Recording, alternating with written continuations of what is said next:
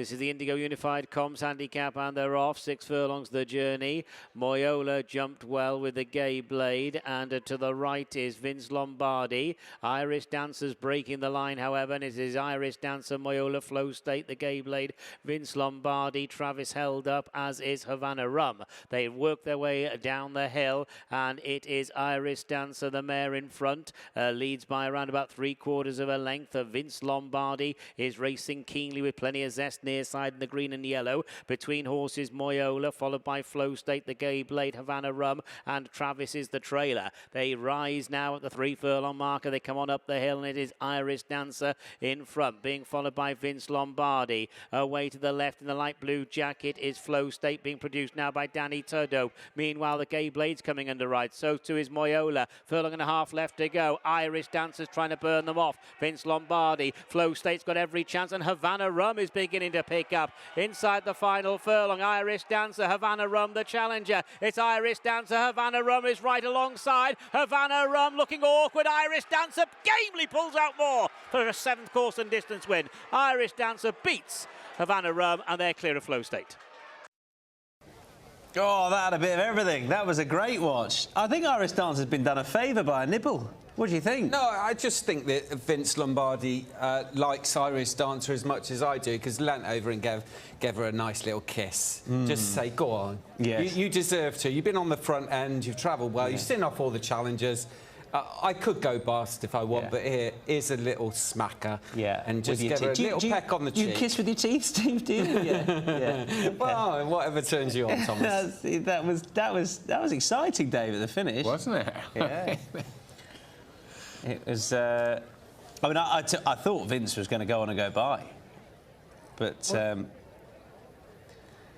we're just going to... Havana Run? Oh, sorry. Was it? I thought you said Vince, but... no, it was. I'm sorry. Oh, sorry, yeah, it was my mistake. Two in similar colours. I got a bit carried away there with the excitement. Right, here we go. Havana Run. My word. Ooh. Actually, you're right. No, it was more of a sort of whisper into the ear. Yeah, I was saying, if I let you win, maybe next time. Two have pulled nicely clear. Anyway, let's take it back to the start. Irish Dancer was really well supported. Just nudged along into the bridle by Andrew Mullen, coming out the gates, and then right on the front end. You can see where Havana Rum's come from, a little bit further back. Richard Fye's horse is running really well. Had a good few win or go close at Epsom prices, and they are really back on song here. And that horse has made up a bit of ground, but always travelling, Steve, at this point, well within herself, I think, Irish Dancer. But, yeah, it did. I mean, you must have thought she was going to get beat later on. Yeah, absolutely. It did look like Havana Rum was going to go sailing past in the closing stages. And I thought, oh, no, but... You know, when the luck's in, something like that happens. And Irish Dancer, she's seen them all off at this point. It was Vince Lombardi who travelled up there really strongly, but just couldn't pick up. And then the horse in similar colours just behind got a lovely toe into the race and seemed to have pounced at the right time under Oisin Orr for Richard Fahey. But Tristan Davidson, who had a winner last night in the shape of Coconut Bay, who ran earlier on the card, has got another one purely because Havana Rum did want to take a chunk out of the winner. Do you think if he'd have not done that and kept his eye on the job, do you think he'd have gone past? Undoubtedly. Dave? Yeah, I think so. But, you know, like we said earlier, there's one place you need your head in front, and that's on the line. Well, if you're going to do that sort of stuff and you're not concentrating on going forward, then there you go. You make your own luck, don't you? Yeah, Stuart's job. Stuart's inquiry. Yeah. Attempted assault.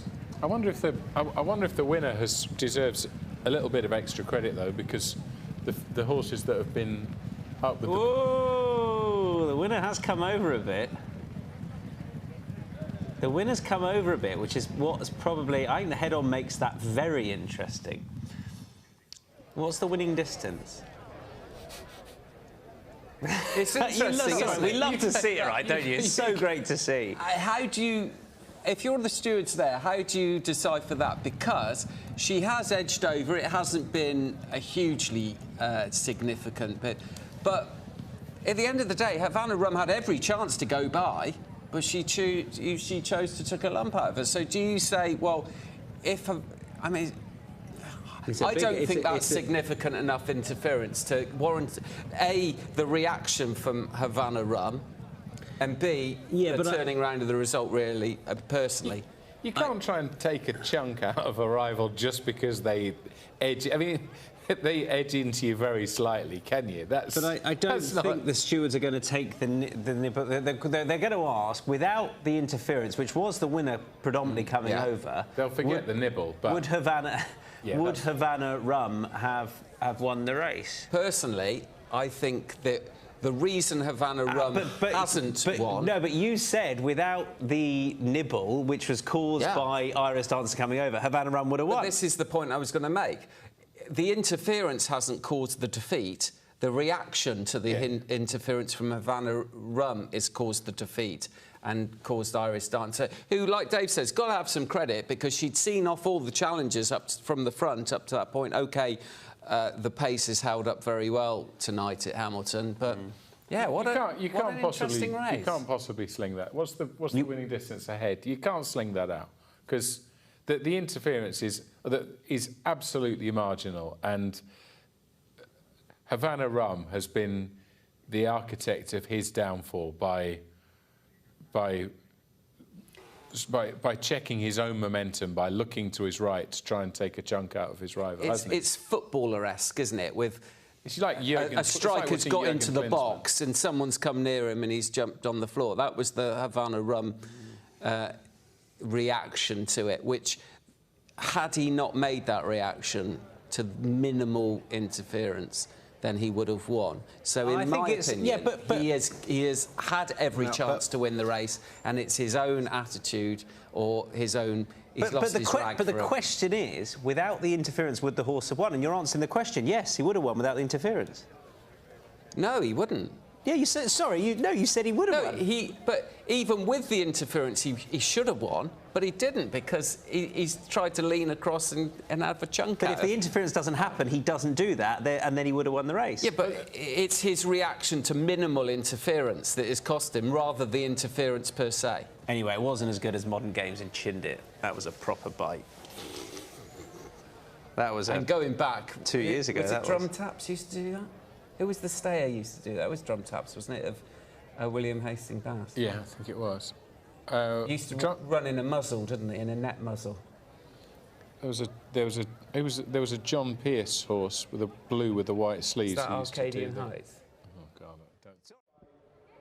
I'm joined by Tristan Davidson. After his star mare, Irish Dancer, wins for the 7th time over course and distance here, Tristan. It was a close run thing, and there was a stewards' inquiry to survive as well. Yeah, it was a worry, but no, she got there, so over the moon. But I felt the last time she ran on a blinder, and Midge said she just went for the girths, so I knew she'd come on for that, and I fancied it tonight, so yeah, job's a good one. And back on a nice mark too? Yeah, she's on a nice mark, so you know she should win a couple off that, so and she loves it round here, so yeah. Interesting stuff in the closing stages. Havana Rum, the horse that threw for second, had a nibble. Yeah, tried to bite her, so I seen the picture and but I didn't see what happened. Like I didn't see what happened till seeing the photograph, and I had a nibble at her, so yeah. But she's a game lad thing, that wouldn't bother her. Yeah. So, but she's not big, is she? No, she's small, but she's gutsy, so yeah.